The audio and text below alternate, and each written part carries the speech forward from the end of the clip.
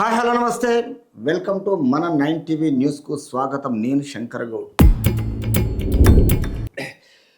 BRS ప్రధాన కార్యాలయంలో లఘుచర్ల మహిళలతో మాట్లాడుతున్న కేటీఆర్ అంటే అవసరానికి ఎవరినో ఒకరిని లేడీస్ని తీసుకొచ్చి తన పక్కకు కూర్చునబెట్టి తను ఏమంటాడంటే కేసు పెట్టవలసింది సీఎం బ్రదర్స్ పైనే, అధికార పార్టీలో యొక్క చీఫ్ మినిస్టర్స్ బ్రదర్స్ పైనే. అంటే అధికార పార్టీలో చీఫ్ మినిస్టర్కు సంబంధం ఉంటుంది, ప్రతిపక్షానికి ఇతనికి కేటీఆర్కు సంబంధం ఉంటుంది. మరి సీఎం బ్రదర్స్ ఏం చేశారు? నీ దగ్గర ఏం ప్రూఫ్ ఉంది? మరి అది ఒకసారి వివరించి చెప్పాలి, ప్రజలకు చెప్తే అవుతుంది. అదే మీరు 10 సంవత్సరాలు ఉన్నప్పుడు మీ కుటుంబ పరిపాలన విషయంలో తెలంగాణ ప్రజలకు మొత్తం తెలిసిందే. కానీ మరి 10 నెలల 11 నెలల సీఎం బ్రదర్స్ ఎక్కడ ఏం చేసిండ్రు?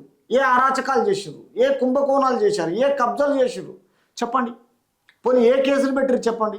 ఎవరిని దౌర్జన్యంగా ఎవరి భూములు దోచుకున్నారు చెప్పండి. మీలేగా చేసిండ్రా? ఈరోజు సత్యం రామలింగరాజును ఆగం పట్టిన చరిత్ర నీది. మెదకంతా నాశనం చేసింది కేవలం హరీష్ రావుది. అర్థమైందా? తర్వాత ఫామ్ హౌస్లో మీ అయ్య పండుకున్నాక మీ కుటుంబ పరిపాలనతోటి తెలంగాణ ప్రజలకు బోరు కొట్టింది కాక ఈరోజు కాంగ్రెస్ అధికారంలోకి వచ్చిన తర్వాత ఎవరి మీదనో కేసులు అంటగట్టడం కరెక్ట్ కాదు. కేటీఆర్, నువ్వు చేసిన షాడో సీఎంగా తెలంగాణలో ఏం చేసినావో నీ అంతరాత్మకు తెలుసు, ప్రజలకి తెలుసు.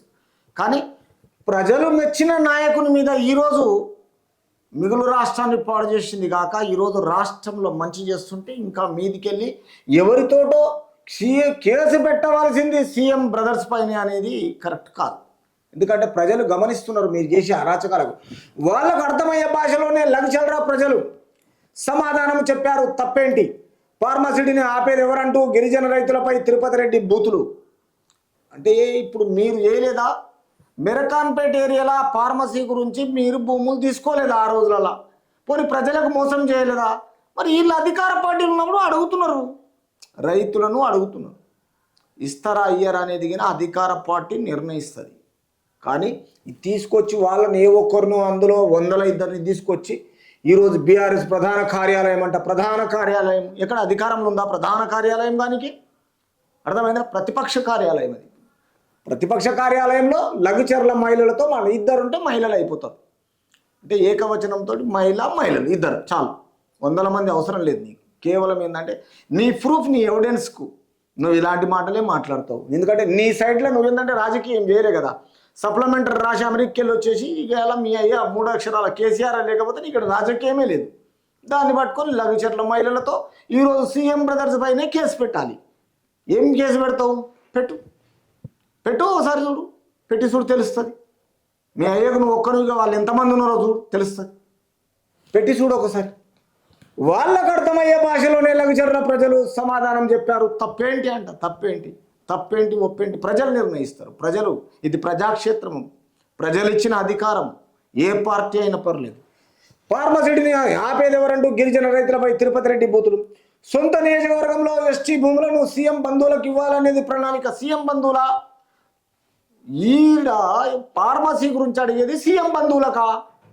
ఏమైనా కొంచెం ఉండాలి మాట్లాడడానికి. రేవత్ ప్రైవేట్ సైన్యంలో కొందరు ఐపీఎస్లు, నీ ఐపీఎస్లు ఫోన్ ట్యాపింగ్ చేసారు కదా, డిపార్ట్మెంట్కు వీఆర్ఎఫ్ తీసుకొని బయటికి వెళ్ళిపోయింది కదా.